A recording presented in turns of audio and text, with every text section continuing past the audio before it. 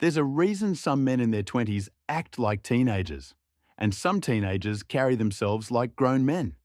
It has nothing to do with age. It's about habits.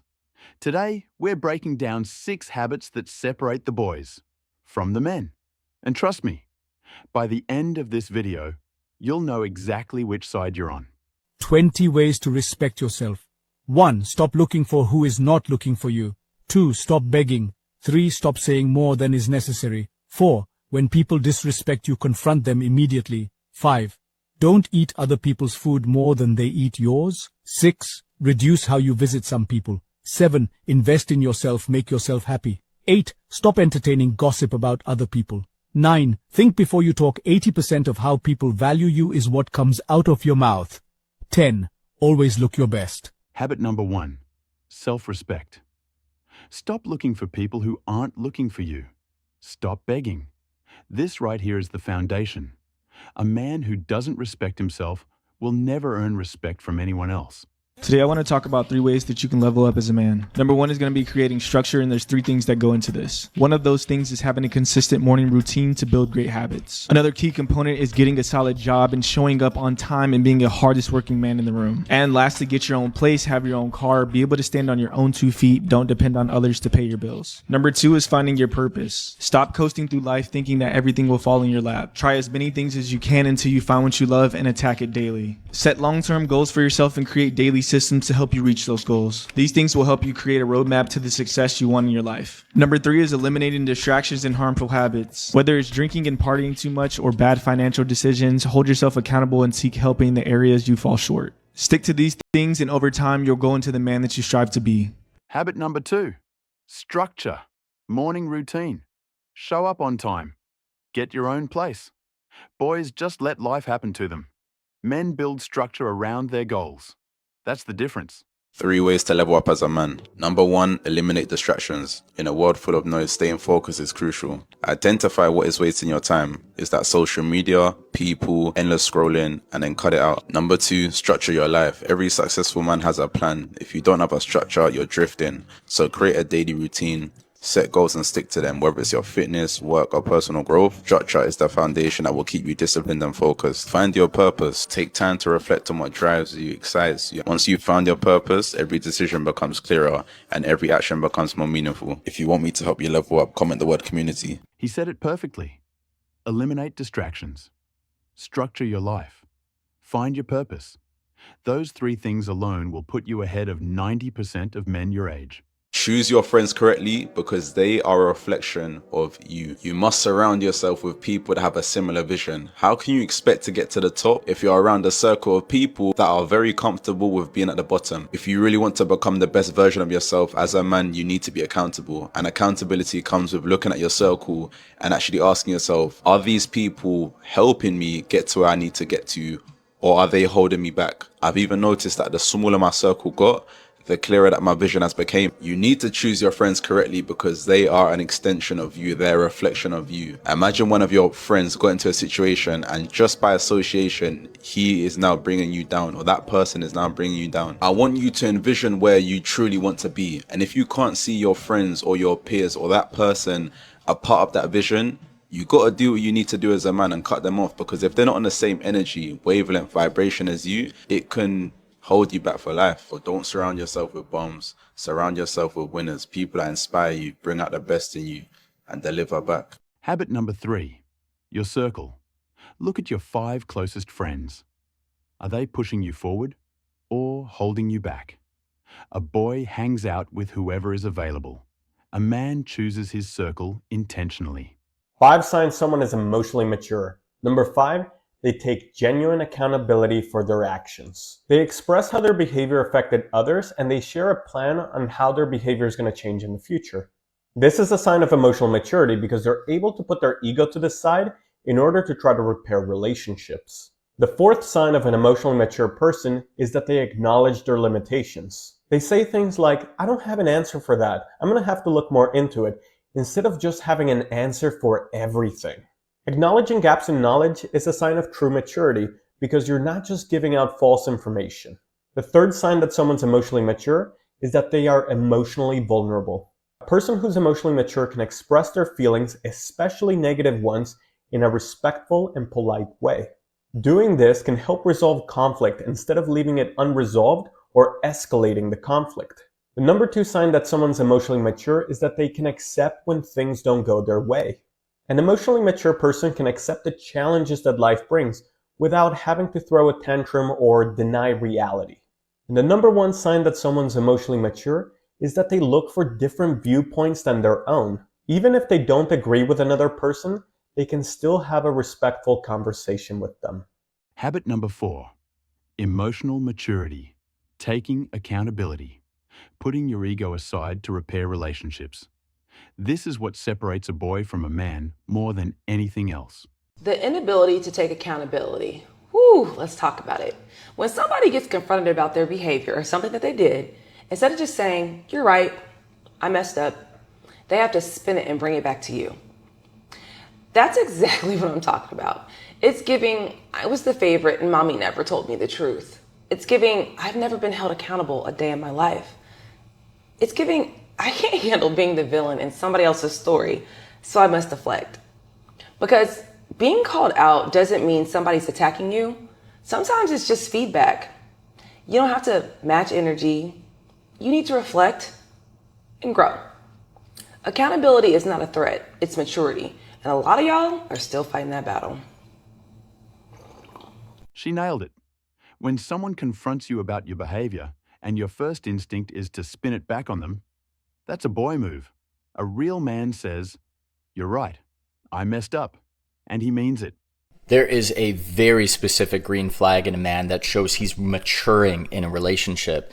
And that's when he is able to handle his partner's emotions without immediately becoming defensive. He's able to hold the emotion that she's displaying in front of him without saying, "But I didn't say that, I didn't do that, that's not what I meant." He's just able to sit with it and take in the raw emotion from his partner. And I gotta say, as a man who used to be defensive and always need to defend myself in the argument to try and win it and show her why I'm not who I'm afraid she thinks I am.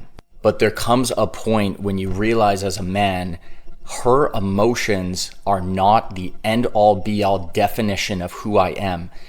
They're just emotions. And if I'm able to take them in and handle them and hold her with the emotion and help her work through it, I am definitely being more masculine. I'm being more in my power, and I'm not allowing her to have this fear that I have in my head of she's going to define me by the raw emotions overwhelming me. So if you're a guy listening to this and you find yourself often defending yourself and needing to have to win the argument when your partner gets emotional, it's definitely time to take a step back and to remind yourself that you as a man in your masculine have the ability, and actually you have the duty, to support your beautiful woman through the emotions that she has. And just because something is big and it feels like it's attacking you, it's actually probably not. This is huge. Being able to hold someone's emotions without getting defensive, that takes real strength. Boys run from feelings. Men sit with them. Here are the 3 major green flags that a man is actually maturing in relationship. And if he can get all 3 of these right, I can guarantee that he has the ability and the capacity to have a really fucking dope relationship. Because we all know some men aren't even capable of that. So number 1, instead of being defensive, he can actually handle his partner's emotions. There is no faking this one. If he can handle his partner's emotions, I guarantee that he's got the emotional maturity to be able to handle a deep relationship. Because him being defensive anytime emotions are brought up is a guaranteed sign that he just doesn't have the maturity in order to handle them. The second major green flag is instead of storming off or being childish, he actually calmly, keyword calmly, works through the problems. All men who are mature are actually going to embrace problems that come up in the relationship, and they're not going to be childish. They're not going to storm away. They're actually going to attack the problems with their partner and figure it out instead of trying to run away from them. And number 3, this is a big one. Instead of being selfish, he actually considers his partner and her needs. There are way too many guys out there that are super selfish. They don't even think about their partner's needs. She often ends up becoming a 3rd, 4th, 5th priority, and he's not being considerate towards her. So a man who's able to do that, who's able to consider his partner, shows emotional maturity. All 3 of these things are indisputable. If a man is able to do these 3 things, I can guarantee that he has the emotional, capacity, the ability, the fucking vessel to hold a deep relationship with a woman. 3 green flags. And notice, none of them are about money or muscles or status. It's all emotional intelligence. That's habit number 5. Learning to lead with empathy, not ego. Now let me be real with you. These habits I am showing you, they are not popular. Nobody on social media wants to hear about discipline. They want shortcuts, quick fixes. But the men who actually win in life are the ones who do the boring stuff consistently. Let me show you what I mean. Nobody's coming to save you, big dog. Don't you get that? Your whole life has led to this point because of you. Your shitty decisions, your fucked up habits, your poor choices have caused you to end up at this point. The only person, big dog, that's gonna get you out of this spot is you. No more fucking excuses. No more coming up with reasons why you can't. Get focused, get ferocious. It's time to level up. Let's go. Nobody is coming to save you.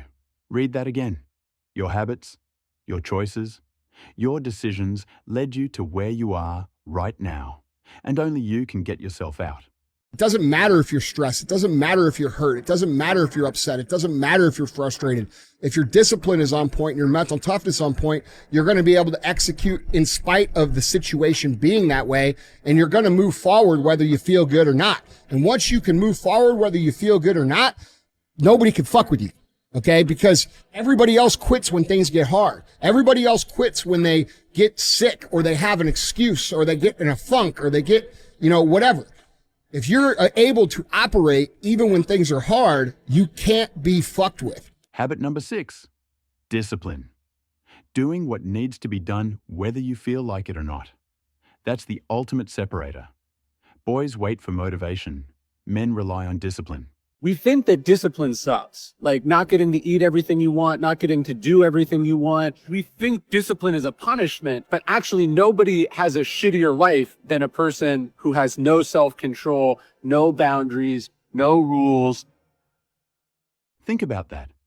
We think discipline is punishment, but the person with zero self-control, zero boundaries, they are living the worst life of all. Discipline is not what takes from you. It is what gives to you. There's no such thing as staying disciplined. Discipline is not this perpetual state of being, this trophy that you put on a shelf to display to your friends. Discipline is a day by day, hour by hour, minute by minute choice. Every decision you make, there's a path that opens up in front of you. You can either do the thing that's going to make you better, or you can do the thing that's going to make you worse. And every single time that is presented to you and you choose the path that's going to make you better, you have practiced discipline. On some days, choosing that path is going to feel easy, but it's in choosing that path on the days where you do not want to do it that you actually build discipline. Don't think for a second that you're just going to develop discipline and then that's it. The amount of effort that it took for you to choose discipline on day 1 is the same amount of effort that it's going to take for you to choose discipline on day 1000. If you want to be a disciplined person, make that your expectation. Day by day, hour by hour, minute by minute. That is what discipline really is. It is not some trophy you earn once. It is a choice you make every single time you face a fork in the road. Be so disciplined that even the devil wonders, why can't I break this one? Every failure you've faced, every storm you've endured has been a test, not to break you, but to see if you have the will to keep going. Discipline isn't just a habit, it's a weapon. Be so disciplined that even the devil wonders why he cannot break you. That is the energy you need. That is the mindset that separates the boys from the men. The daily habits of successful people, what they prioritize and why. According to Forbes, there are 4 key habits. Let's see how many of them you are doing. Okay, number 1, they start the day with intention. Successful people don't roll out of bed and let the day happen to them. They set the tone from the moment they wake up. I don't know about from the moment they wake up, but definitely have intention to your day. Number 2, they make time for deep work. Deep work is the kind of focused, uninterrupted time that allows you to tackle big projects and make real progress. It's true. If you're always getting distracted, you're never doing major things in your life or your business. Number 3, they prioritize health and energy. Being rich and out of shape is not aspirational. Top performers know that taking care of their health matters just as much as making money. Kinda. I mean, there's a lot of rich people who are massively out of shape, but I think it's still definitely a good goal to get your health in order. And number 4, they reflect and adjust. And this is true. Like you try something, it doesn't work, you reflect. You try something new, it doesn't work, you reflect. You just try more, take more shots. Which one of the 4 do you need the most? Start your day with intention. Make time for deep work. Successful people don't just stumble into success. They build habits that make it inevitable. So here they are. 6 habits.